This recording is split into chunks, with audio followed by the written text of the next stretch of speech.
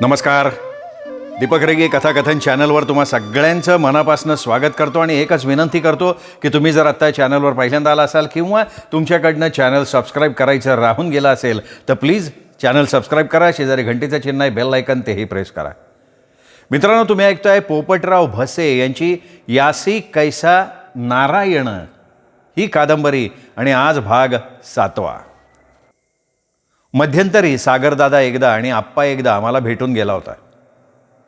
दोघांनी मला भावडीला यायचा आग्रह केला होता, पण दिवाळीपासून गेले 5 महिने मी एकदाही भावडीचं तोंड पाहिलेलं नव्हतं. जिजीच्या बेताल वागण्यामुळे जन्मगावी जाण्याची इच्छाच झालेली नव्हती. मार्च महिन्यातला पहिला रविवार होता. दुपारचे 2 वाजायला आले होते. जेवण होताच मी माईंच्या बरोबर टाकीतल्या पाण्यानं गायांना काथ्याच्या घासण्यांनी धुवायला सुरुवात केली होती. त्याच्यानंतर आम्ही वासरांना धुत असताना बापू आले. त्यांच्या गाडीतून नाना नानींना उतरताना बघून अतिशय आश्चर्य वाटलं, आनंदही खूप झाला. वासरांच्या काण्या श्यामच्या हाती देऊन मी त्यांना सामोरा गेलो. नानींना मिठी मारताना डोळे आपोआप पाझरायला लागले. नानींचं तर काय अशाचं काळीज. माझ्या गालावरून ओघळणाऱ्या आसवांना बघून त्या गाईवरून म्हणाल्या, आमच्या ओपन रोसला वय बाळा. नाही नानी, रोज तुमची आठवण येते. मग सागर आप्पा सांगून गेली तरी का नाही आला तू? भावडीचं तोंड बघायला पुन्हा येऊ नको असं जीजीच म्हणली. अरे रागाच्या भरात बोलणी असणार ती. तिचं बोलणं मनाला एवढं लावून घ्यायचं असतं वे. उठावंच चलात. माई पदराला हात पुसत म्हणाल्या, उमा, नाना नानींना जेवायला घेऊन आलोय मी, झटपट स्वयंपाक कर. कुठे भेटले नाना नानी? ओंकार मंगल कार्यालयात साखरपुड्याला आले होते. कुणाचा होता साखरपुडा? सुकडीच्या पाटलाच्या मुलीचा, नानांनी उत्तर दिलं. बापू नानांसह सोफ्यावर जाऊन बसले. नानींनी माझा हात सोडला नाही. त्यांच्याबरोबर मला आत जावं लागलं. माईंनी लगबगीनं गॅस पेटवला. एकीकडे वरण भाताचा कुकर लावून दुसऱ्या शेगडीवर चहा ठेवला. नानींशी बोलता बोलता डब्यातला किस काढला. भेंड्या चिरायला सुरुवात केली. मी चहा बाहेर नेऊन दिला. माईंनी किस तळला. मसाला भेंडी करून अर्ध्या तासात 4 भाकरी थापल्या. दही शेंगदाण्याचा कूट होता. जेवायला सुरुवात केल्यावर नानांनी मला विचारलं, कधी सुरू होणार तुझी परीक्षा? 2 आठवडे आली. मग परीक्षा झाल्याबरोबर 8-15 दिवस भावडीला ये. मला ज्ञानराज वारकरी शिक्षण संस्थेचा उन्हाळी वर्ग जॉईन करायचा आहे. बापू म्हणाले, अरे पण हा उन्हाळी वर्ग तर 1 मे पासून सुरू होणार आहे. अरे अक्का रोज आठवण काढते तुझी. आईवरचा राग आमच्यावर काढू नको बाळा, नानी म्हणाल्या. हे बघ, आईचा राग आहे ना तो क्षणिक असतोय पोरा. अक्काजवळ 2दा रडली जीजी. अरे तू त्यांच्या वंशाचा दिवा, हात झटकता नाही येणार तुला. यावर बापू म्हणाले, हे बघ संजू, सगळं मिळतं पण जन्म देणारी आई नाही मिळत. तुझी आई अडाणी आहे, अल्पबुद्धी आहे, तापट स्वभावाची आहे, म्हणून काय तिचा त्याग करणार आहेस का तू? अरे तू परमार्थात वारकरी संप्रदायात पडणार आहेस आणि क्षमा हा परमार्थाचा पाया आहे. संप्रदायात रागलोभाला स्थान नाही. आणि हे तुला मान्य नसेल तर अभंगाचं पाठांतर बंद कर, हरिपाठ वाचणं सोडून दे. अरे एखाद्याच्या स्वभावाला औषध नसतं. पाण्यात बुडणाऱ्या विंचवाचं आणि त्याला वाचू बघणाऱ्या साधूचं उदाहरण माहिती आहे ना तुला? मुलगा म्हणून तुझा धर्म तुला सोडता येणार नाही. मला माघार घ्यावीच लागली. जेवणानंतर तासभर विश्रांती घेऊन नाना नानींनी आमचा निरोप घेतला. रोज एकच पेपर असल्यामुळे आणि मध्यंतरी 3 सुट्ट्या असल्यामुळे माझी परीक्षा एप्रिलच्या 10 तारखेपर्यंत चालू होती. 11 तारखेला सकाळी भावडीला प्रयाण करावंच लागलं. जीजी घरासमोरच्या कडुलिंबाच्या झाडाखाली सीताबाईबरोबर भुईमुगाच्या शेंगा फोडत बसली होती. मी अपराध्यासारखा त्यांच्या जवळ जाऊन उभा राहिलो. जीजीचा जीव सुपा एवढा झाला, तिने प्रेमभरानं हात धरल्यावर खाली बसलो. मला कवेत घेऊन ते मुसमुसायला लागले. उमाळा संपल्यावर मला गोंजरत म्हणाली, अरे आईचा राग गाळवावरच्या पाण्यासारखा असतो बाळा. मी हाय फटकल तोंडाची, मी हाय रागीट, तुला टाकून बोलले म्हणून एवढा राग धरायचा असतोय? तुझ्याशिवाय आम्हाला दुसऱ्या कुणाचा आधार आहे सांग बरं. सीताबाई उठून घरात गेली. गार पाण्याचा तांब्या घेऊन आली. पाणी प्यायल्यावर मी विचारलं, सुनीताची परीक्षा झाली का? नाही झाली, चालू आहे. आणि आप्पा कुठे गेलेत? चौफुलेच्या कार्यालयात आज सरपंचाच्या भावाचं लगीन आहे. तू जेवणार ना? नाही, मी जेवणार नाही, कारण जेवल्याशिवाय माईने मला येऊच दिला नाही. सीताबाई, मी अंग टाकते थोडा वेळ, कमरेला बोंब लागली बघ. संजू, पिशवी आत नेऊन ठेव, हातपाय धू, तू पण थोडा वेळ आराम कर. मी अक्काकडे जाऊन बसतो ना. अरे अक्का वहिनी लग्नाला गेले आहेत, नानी झोपले असतील. मी घरातनं चटई आणली, आंब्याखाली टाकली, तिच्यावर अंग टाकलं. दुपारी झोपायची सवय नव्हती, तरी पापण्या कधी मिटल्या ते समजलं नाही. जेव्हा जिजीनं चहासाठी हाक मारली तेव्हा जाग आली. 5-5:30च्या सुमाराला सागरदादाच्या गाडीचा आवाज आला. तेव्हा मी अभंग गाथा हातात घेऊन पुढच्या दालनात बसलो होतो. वर्षभरात जवळजवळ 150 अभंग पाठ झाले होते. 5 वर्षात 1000 अभंग पाठ करण्याचा संकल्प केला होता. स्मरणशक्ती चांगली असून सुद्धा संकल्प सिद्धीला जातो का नाही ह्याविषयी मी साशंक होतो. 15-20 मिनिटांनी सागरदादाकडे गेलो. आश्चर्यानं थक्क होऊन त्याने विचारलं, अरे तू कधी आला? हे काय 12च्या सुमाराला. मी महादेव मंदिराकडे निघालो, येतोयस का? येतो गे, फार बोर झाले. तू येणार नव्हता ना? ना नानी आले नसते ना तर आलोच नसतो. जीजीच फक्त अविचारी आहे असं मी आत्तापर्यंत समजत होतो, पण तू जीजीच्या वाटेवरनं दादा महादेवाच्या मंदिरात कान पकडून प्रवेश करतो. अरे प्रबोधनकार कसा असावा हे माणिक मामांना विचार एकदा. मी बाहेर जाऊन उभा राहिलो. वाटेला लागल्यावर सागरदादाला विचारलं, ते विहिरीचं बांधकाम झालं का पूर्ण? नाही, निम्म झालं, हे आठवडा लागेल अजून. पाणी कसं आहे? सध्या तरी भरपूर वाटतंय, उद्याचं काय सांगावं. आणि तरकारी करायला सुरुवात केली का नाही? केली की. 15 दिवसाच्या फरकानं धन्याचे 2 तरवे केलेत. बाजारभाव टिकून राहिला तर निम्मा खर्च वसूल होईल. बापू नेहमी म्हणतात, दादा देता देता एक नारायण चित्ती असू द्यावे समाधान. ज्याच्याकडं दया धर्म क्षमा शांती आणि दान असतं का नाही त्याच्या समाधानाला तोटा नसतो. नारायण सदैव त्याच्या पाठीशी उभा असतो. अरे बापू मामा इतर कीर्तनकारांसारखे धंदेवाईक नाही आहेत संजू. प्रबोधनात ते हातचं कधी राखून ठेवत नाहीत. पाईपलाईन टाकायची होती, टाकली का? मी विषयच बदलला. नाही, टाकली नाही, कारण अजून लाईट यायची आहे, मोटार घ्यायची आहे. मग मोटारसाठी इंजिनाला खोली बांधावी लागेल. पैशाचं सोंग आणता येत नाही रे संजू. 3-4 खाणाची पडवीसुद्धा बांधायची. तरतूद होईल तसं एक एक करता येईल. संधिवातामुळे भाऊबीजेला भावडीला यायला मोठा मामांना सुद्धा शक्य झालं नाही. त्यांचा मुलगा धर्माजी येऊन गेला. दोघा भावांनी पाठ फिरवली म्हणून जीजी निराश झाली होती.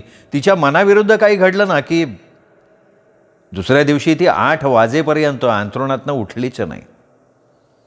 चहा नाश्ता स्वयंपाकासाठी सीताबाईला बोलवायला लागलं. 12 वाजायला 15-20 मिनटं बाकी असताना जीजी मला म्हणली, संजू आपल्याला खराडीला जायचे बरं का. कशासाठी? आता मनुबाईकडं कशाला जातात? डोकं ठणकतंय, हातापायाला गोळे आले, सांधे दुखतात, गळून गेल्यासारखं वाटतंय मला. मग चौफुलाच्या डॉक्टरीन बाईकडे जाऊ की आपण. अरे डॉक्टरच्या गोळ्यांचा गुण नाही आहेत मला बाबा. स्वयंपाक झाला असेल, 4 घास खाऊन घेऊ, 2-3 तासात जाऊन येऊ परत. मला नकार नाही देता आला. सीताबाईनं बेसन भाकरी केली होती. लसणाच्या मिरचीचा गोळा वाटला होता. जेवलो आणि लगेच स्टँडची वाट धरली. खराडीला पोचायला 2 वाजले. मनुबाई घरापुढच्या करंज्याच्या झाडाखाली गणपा नावाच्या तिच्या घरगड्याबरोबर बोलत बसली होती. तिच्या जवळ बसत जीजीने विचारलं, अगं बाहेर का बसली? आज मंगळवार आहे ना? अगं बाया अडचण आली, आजचा 3रा दिवस आहे. का आली तू? नेहमीचंच दुखणं, डोकं दुखतंय, सांडे धरलेत, हातापायाला गोळे, लय गळून गेल्यासारखं वाटतंय बघ. आता आखाडात पुन्हा 2 पायाचं द्यायला सांगितलं होतं ना, मग तू सांगितल्याप्रमाणे दिलं की ते, पण त्याच्याबरोबर काहीतरी द्यायचं राहून गेलं असणार तुझं. बाया गांजा, बोंबी, लांड, चिलीम, पंचखाद्य सगळं दिलं की, नारळ वाढवला, लिंबू वाहिलं, दर मंगळवारी दहीभाताचा निवेद न विसरता ठेवते. देवाला शेंदूर लावला होता का? गेल्या जत्राच्या वेळी लावला की, या वेळेला नाही लावला. तरीच एक वेळ पच खाद्यातलं काही विसरले असते ना तर चाललं असतं, पण शेंदूर लावायला पाहिलं होता. आता काय करू? हे बघ, अडचणीमुळं मला देवाऱ्या पुढं नाही बसता येणार. तुर्ताशी एक कर, देवाऱ्या पुढं जा, गुढी टिकून पदर पसर, क्षमा माग, चूक पदरात घे म्हणावं. येत्या मंगळवारी देवाला शेंदूर लावून शेताच्या 4 कोपऱ्यात दही भाताचा निवेद ठेव. निवदाव हळद कुंकू लावून 1 धारेचं लिंबू ठेव. नाहीच फरक पडला तर त्याच्या पुढच्या मंगळवारी खेटी घाला ये. जीजी उठली, पदर पसरून पुटपुटत आत गेली. मला मनुबाईचा देव्हारा बघायचा होता म्हणून मी सुद्धा जीजीच्या मागोमाग आत गेलो. मनुबाईचा देव्हारा 3 पायऱ्यांचा दिसला. वरच्या पायरीवर अंबाबाईची 2 फुटी चांदीचा मुखवटा बांधलेली उभी मूर्ती पहिल्यांदा दिसली. मूर्तीच्या दोन्ही खांद्यावर 3 झेंडूची फुलं बघून मला आश्चर्य वाटलं. देवीच्या एका हातात त्रिशूळ, दुसऱ्या हातात एक लहानसा शंख होता. मधल्या पायरीवर लाल वस्त्रावर उभ्या केलेल्या चांदी तांब्याच्या देवदेवतांचे 10-11 टाक होते. खालच्या पायरीवर शेंदूर फासलेले दगडगोट्यांचे देव आणि बरंच काही होतं. जीजी क्षमायाचना करून उठली. तिने मला कोणावलं. तिला समाधान वाटावं, तिचं दुखणं वाढू नये म्हणून मला गुडघे टेकणं भाग पडलं. इलाजच नव्हता. हात जोडून खाली वागताना खालच्या पायरीजवळच्या रुपया एवढ्या 2 लोखंडी चकत्यांनी माझं लक्षच वेधून घेतलं. जीजीची पाठ वळताच मी एका चकतीवर बोट ठेवलं आणि चमत्कार झाला. त्या चकतीच्या बाजूचं देवीच्या खांद्यावरचं फूल टपकन खाली पडलं. दुसऱ्या चकतीवर बोट ठेवताच त्या बाजूचं फूल सुद्धा खाली पडलं. भाविकांना फसवण्यासाठी डावी उजवीचा कौल देणारी मनुबाईची ही युक्ती मला अफलातून वाटली. दोन्ही फुलं पूर्वीसारखी देवीच्या खांद्यावर ठेवून उठलो. सुन्न झालो होतो, चक्रावून गेलो होतो, चीडही आली होती. अडाणी अज्ञानी लोकांच्या आंधळ्या श्रद्धांचा पगडा त्यांना कसा ठकवतोय हे बघून जीजीच्या आजाराची मला कीव वाटायला लागली. परत येताना मी चकार शब्द जीजीशी बोललो नाही. बोललो असतो तो उपयोग झाला नसता, त्यामुळे उगाच आगीत तेल ओतावं असं नाही वाटलं. घरी पोचायला 4 वाजले होते. लिंबाच्या झाडाखाली आप्पासमोर बसून सीताबाई शेंगा फोडत होती. जीजी तिला म्हणाली, सीताबाई, देवाऱ्याजवळ गोमूत्राची बाटली आहे, लिंबाच्या डाळीनं आमच्यावर गोमूत्र शिपाड, शिवपालं व्हायला नको. अपवित्र मनाचा देह गोमूत्र शिंपडून शुद्ध होणार आहे का? ते निव्वळ थोतांड आहे. मनच अडलेलं किडलेलं असेल तो गोमूत्रानं आंघोळ केली तरी सुद्धा देह शुद्ध होणार नाही. खरा देवसुद्धा त्यांना कळणार नाही. श्रावण महिना नुकताच सुरू झाला होता. नागपंचमी 2 दिवसांवर आली होती. प्रत्येक शनिवारी माझी शाळा सकाळची असायची. 11 वाजता शाळा सुटली. मी सायकल स्टँडकडे गेलो. कोणीतरी खोडकर मुलानं 4-5 मुलींच्या सायकलीच्या चाकातली हवा सोडली होती. सायकल स्टँडची रखवाली बाळू नावाच्या शिपायाकडे होती. त्याच्याशी मुली वाद घालत होत्या. हा बाळू फार बेरकी होता. सायकलींमधली हवा सोडण्यात त्याचाच हात आहे असं मुली म्हणत होत्या.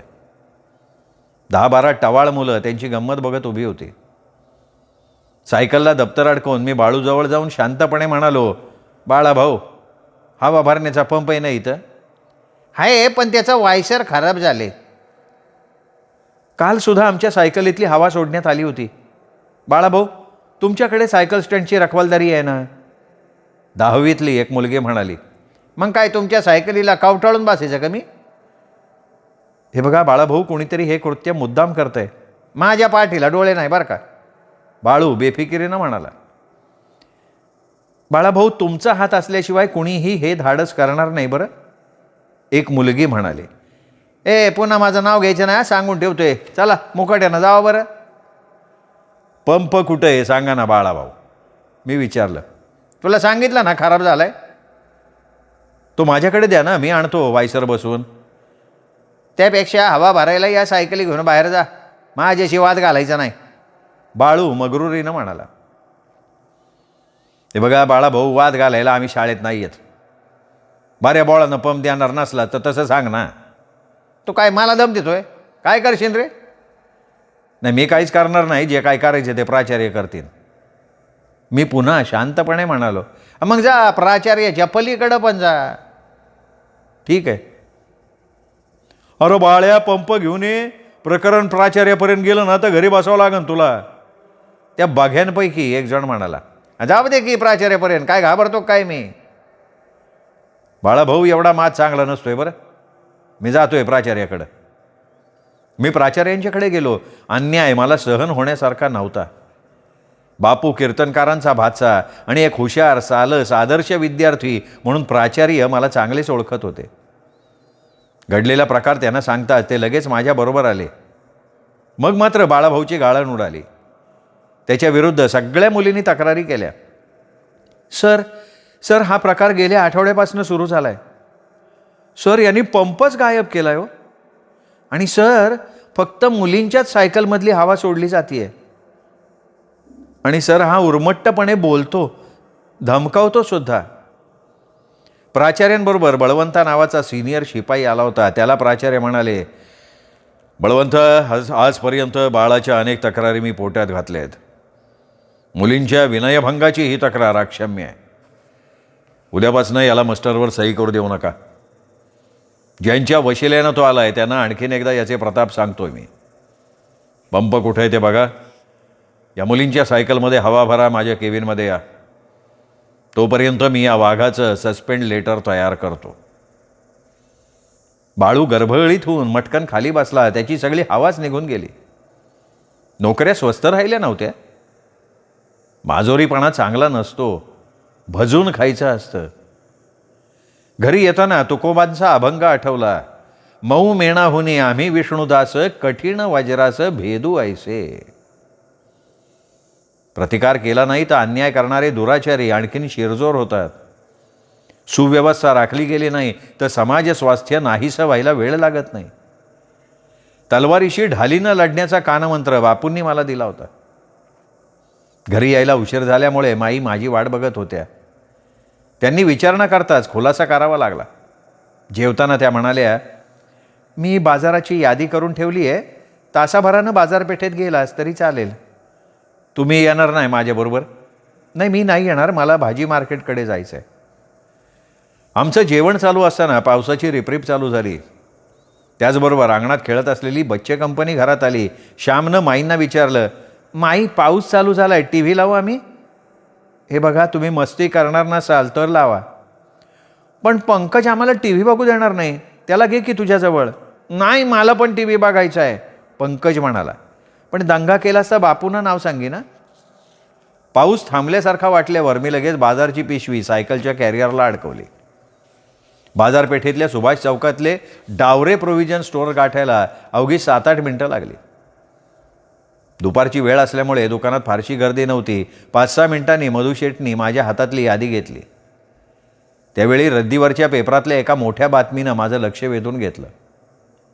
मांढर देवीच्या यात्रेतल्या चेंगराचेंगरीत शेकडो भाविकांचा बळी. पेपरचं ते पान उचलत मी शेडजींना विचारलं, शेडजी, ही बातमी वाचायला मी पेपरने आला तर चालन का?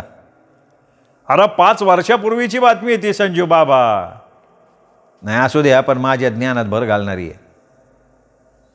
यादीप्रमाणे किराणा माल पिशवीत भरला. बातमीच्या पेपरचं पान पिशवीत ठेवलं.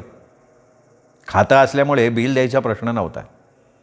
पिशवी उचलली, लगेच दुकानाच्या बाहेर पडलो. घरी गेल्यावर पहिल्यांदा पेपरातली बातमी वाचली. 26 जानेवारी 2005 सालातली बातमी होती. अंगावर शहारे आणणारी, काळीज गोठवणारी, मन सुन्न करणारी ती भीषण घटना बातमीदारानं अत्यंत थोडक्या शब्दात वर्णन करून सांगितली होती. मांढरदेवीच्या गडावर सालाबादप्रमाणे महाराष्ट्राच्या कानाकोपऱ्यातनं लाखोंच्या घरात गाड्या घोड्यातनं यात्रेकरू देवीच्या दर्शनाला आले होते. अरुंद रस्ता, अपुरी जागा, त्या मानानं यात्रेकरूंची संख्या जास्त झाल्यामुळे चेंगराचेंगरी झाली असं बातमीदारानं प्राथमिक अंदाज वर्तवताना सांगितलं होतं. हजारो कोंबड्या बकऱ्यांचे बळी पडले.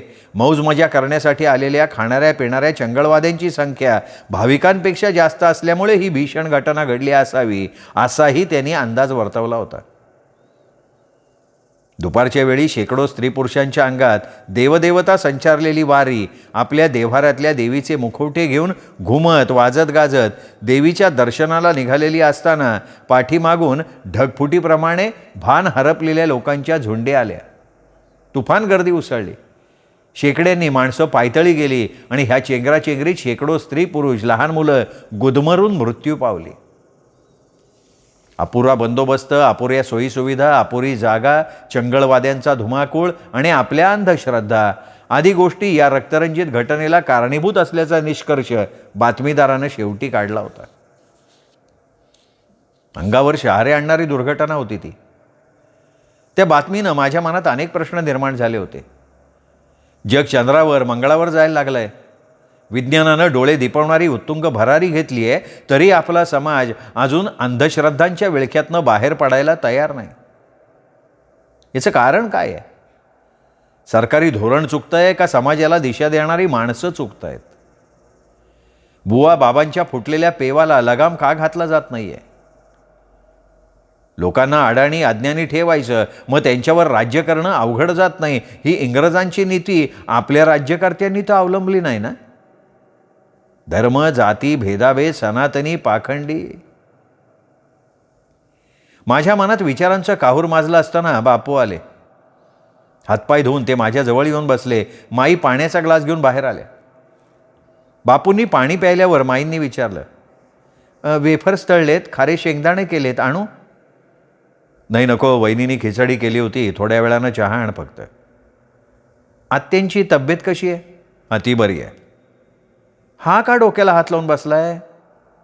काय रे, डोकं दुखतंय का संजू? माझ्या हातातून पायाजवळ गळून पडलेला पेपर उचलला, बापूंच्या हातात दिला. पेपरातल्या बातमीवर दृष्टिक्षेप टाकून बापू म्हणाले, अरे ही बातमी 4-5 वर्षांपूर्वीची आहे संजू. आपल्या प्रजासत्ताक दिनी घडली ना. अरे अविचार, व्यसनं, अज्ञान, अंधश्रद्धा यांनी ग्रासलेल्या अशा प्रकारच्या विपरीत घटना जगाच्या पाठीवर नेहमीच घडतात. पण बापू, अंगात देवदेवता संचारलेली शेकडो वारी त्यावेळी मांढरदेवी समोर वाद्यांच्या गजरात घुमत होती ना. त्यातल्या एकाही वाऱ्याला थोड्या वेळानं इथं चेंगराचेंगरी होऊन मृत्यू थाईमान घालणार आहे हे कसं कळलं नाही? हे बघ संजू, 2 उदाहरणं सांगतो तुला. पहिलं नाशिकच्या कुंभमेळ्याचं. स्वतःला देव म्हणून घेणाऱ्या मोठमोठ्या संत, योगी, महंतांचे जथे आपल्या हजारो शिष्यांसह मिरवणुकीनं वाजत गाजत एकामागून एक गोदावरी स्नानासाठी निघाले होते. साधू, संन्याशी, बैरागी, फकीर निर्मोही नसतात हे दाखवून देण्यासाठी मध्येच कुणीतरी ग्रहस्थानं सुट्ट्या नाण्यांची खैरात उधळली. इच्छित परिणाम झाला. पैसे गोळा करण्यासाठी त्या जथ्यातले अनेक बुवा बाबा खाली वाकले. मागच्या दाढी जटाधाऱ्यांच्या लोंढ्याला कुणीही थोपू शकलं नाही. त्यांच्या रेट्यामुळे चेंगराचेंगरी झाली आणि किती मृत्युमुखी पडले त्याची संख्या गुलदस्त्यातच राहिली. पण तरी ती 100पर्यंत पोचली असावी असा अंदाज आहे. दुसरं उदाहरण मक्केच्या हज यात्रेचं. दरवर्षी जगातल्या अनेक देशातनं हजारो मुस्लिम बांधव हज यात्रेसाठी जातात. या यात्रेतही देशोदेशीचे अनेक अवलिया असताना, इस्लामी धर्माचे प्रेषित असताना चेंगराचेंगरी झाली, कित्येकांचे बळी गेले. काय सांगतात ही उदाहरणं? हे कलियुग आहे संजू. मीच देव आहे, माझ्या अंगात देव संचारला आहे, मला रिद्धिसिद्धी प्राप्त झाली आहे म्हणवणाऱ्या लबाडांना पाखंडी म्हणतात. अंगात देवदेवता संचारणं म्हणजे ज्याला आपण अंगात वारं येणं म्हणतो ना, तेच मुळी थोतांड आहे. धुळफेक समज हवं तर. वाद्य, नृत्य किंवा गाण्यामुळे काया कंपित होते आणि ती रोमांचित झाली की अंगात देव किंवा देवता संचारली आहे असं समजून माणसं नाचायला, उड्या मारायला, घुमायला लागतात. ही निव्वळ ढोंगबाजी आहे संजू. यांच्याकडे परमार्थ नसतो, त्यांच्याकडे असतो तो फक्त अहंकार आणि स्वार्थ. अर्थी परमार्थ कैसा घडो सके, अर्थी परमार्थ कैसा घडो सके, चित्ती लोभ भिके सोंगतया. आणखी कशा कशामुळं अंधश्रद्धा निर्माण होता तो बापू निवांत वाटले म्हणून मी त्यांना विचारलं. अपयश, अविश्वास, आसक्ती, दुर्बलता, अज्ञान आणि गरिबीमुळे प्रामुख्यानं अंधश्रद्धा निर्माण होतात. श्रद्धेचा अतिरेक झाल्यावर सुद्धा अंधश्रद्धा निर्माण होते. भीतीपोटी, उपाय खुंटले की, हव्यास असूया वाढली की, श्रद्धेला तडा गेला की आणि पारलौकिक शक्तीचं अस्तित्व मान्य केलं की माणूस आपोआप अंधश्रद्धेच्या वळचणीला जाऊन उभा राहतो. अरे ज्ञानेश्वर, तुकाराम, नामदेव, एकनाथांसारखे संत महात्मे होऊन गेले. त्यांचं भक्ती सामर्थ्य किती प्रचंड होतं हे मी सांगण्याची गरज नाही. ज्ञानेश्वरांनी निर्जीव भिंत चालवली. नामदेवांना आणलेल्या ताटातला नैवेद्य पांडुरंग मोठ्या आवडीनं भक्षण करायचा. एकनाथांच्या घरी भगवान श्रीकृष्णानं 12 वर्ष पाणी भरलं. तुकारामांच्या सांगात इथं पंढरीनाथ नित्य असायचा. भगवंताला आपलं केलेले अशा प्रकारचे अनेक संत होऊन गेलेत, पण एकही संत कधी स्वतःला देव समजला नाही. अगणित चमत्कार करून सुद्धा माझ्या अंगात देव संचारलाय असं कधी एकही संत म्हणाला नाही. त्यांनी कधी स्वार्थ पाहिला नाही. आयुष्यभर ते परमार्थ जगले. सत्य सांगतो तुला, बुडती हे जन देखवे ना डोळा, बुडती हे जन देखवे ना डोळा, येतो कळवळा म्हणून या. संत शिरोमणी तुकारामांचं हे वचन. संतांची महती सांगणारं, एका सिद्ध महात्म्याचं हे साऱ्या जगताला बोधामृत पाजणारं अनमोल वचन आहे. अरे राजहंस तो राजहंस, किड मकोडे खाणाऱ्या कावळ्यांना त्याची सर येणार नाही. बापू, आणखीन एक प्रश्न विचारू का शेवटचा? विचार आज निवांत आहे मी. बापू, या कलियुगात देव आहे का नाही हो? श्रद्धेला सरितेची गंगोत्री आणि अंधश्रद्धेला गटारगंगेची बजबजपुरी म्हणतात. देव आहे, निर्गुण निराकार आहे, सर्व व्यापक आहे. त्याचं अस्तित्व आपल्याला मान्य करावंच लागेल. देव जाणावा, समजावा लागतो. अरे तुम्ही माणसात देव बघा, प्राणीमात्रात देव बघा, जळी स्थळी पहा, दीन दुबळ्यांची आसवं पुसा, रांजल्या गांजल्यांना मदतीचा हात द्या, लोकांच्या संकटसमयी धावून जा.